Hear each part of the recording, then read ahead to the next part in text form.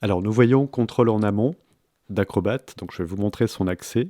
Pour accéder à contrôle en amont, il vous faut les outils PrePress. S'ils ne sont pas disponibles, vous allez ici les chercher dans Protéger et normaliser, ouvrir. Contrôle en amont est ici, donc il s'agit d'un logiciel dans le logiciel, puisque c'est un outil qui est très poussé pour réaliser un diagnostic sur votre document PDF et surtout pour savoir s'il correspond à la norme auquel il prétend. Par exemple ici, la norme PDF UA, donc qui signifie accessibilité universelle, donc en lien avec la capacité du document à être accessible donc aux personnes handicapées, répondant à des normes de visibilité, d'accessibilité, de balisage aussi. Alors pour vous présenter plus globalement cette fenêtre, vous avez, ça aussi c'est quelque chose qui est assez récent, vous avez la possibilité d'accéder à des bibliothèques et d'en créer également.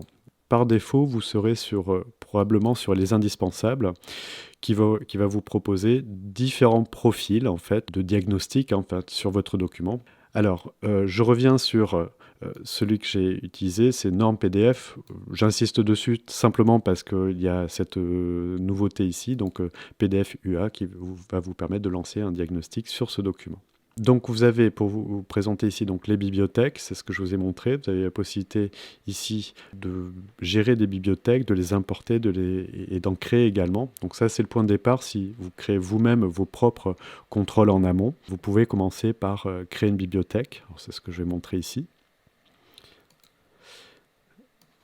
Cette bibliothèque, je vais l'appeler démo. Vous pouvez lui donner une description, une couleur d'affichage et vous validez.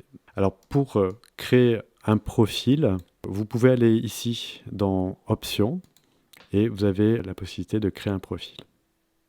Vous allez trouver pour chaque élément, alors ce qui concerne le document, la possibilité d'indiquer et d'afficher des erreurs s'il y en a, si ceci ne correspond pas aux critères voulus. Par exemple, si je prends page, le format de page, je vais avoir une indication si la page est différente de tel ou tel format, par exemple. Donc je vais avoir une information, une notification qui va me dire que ça ne correspond pas à ce que je veux. Donc vous pouvez rentrer des valeurs ici. Par exemple, si vous voulez que votre document soit absolument au format A4, vous mettez ces valeurs-là. Et si ces valeurs sont différentes, il y aura une notification qui apparaîtra lors de l'analyse du document. Alors vous allez trouver beaucoup de choses. Alors je vais pas passer en revue tous les éléments, mais vous allez trouver par exemple ici les images sur la question de la résolution. Alors ça, c'est quelque chose que vous pouvez vous préparer très simplement pour vérifier la résolution de vos images en niveau de gris et vos images bitmap ici, donc celles qui sont en couleur. Vous avez la possibilité d'avoir une notification, alors erreur en indiquant qu'il s'agit vraiment d'une erreur, ou simplement un avertissement ou des infos vous disant que l'image n'est pas à la bonne résolution. Alors par exemple, ici, je vais choisir simplement un avertissement que mon image est 400 points par pouce, juste pour vérifier que j'ai une notification qui apparaîtra lors de l'analyse du document. Donc les mentions, s'il y a des images compressées, non compressées, des images compressées avec perte de données par exemple.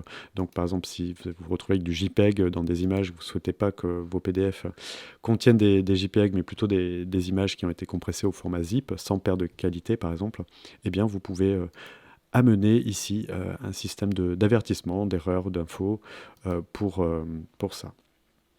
Voilà, donc je ne vais pas passer en revue tous les éléments. Bon, il y a les couleurs aussi pour savoir s'il y a des tons directs ou pas, s'il n'y a que de la quadrille. Si vous voulez absolument que vos éléments soient en quadrille sans ton direct, vous pourrez le faire. Donc ça, c'est quand même très important. Là aussi, vous avez les polices pour savoir si les polices sont incorporées ou pas incorporées, pour avoir des notifications qui apparaîtront lors de l'analyse du document.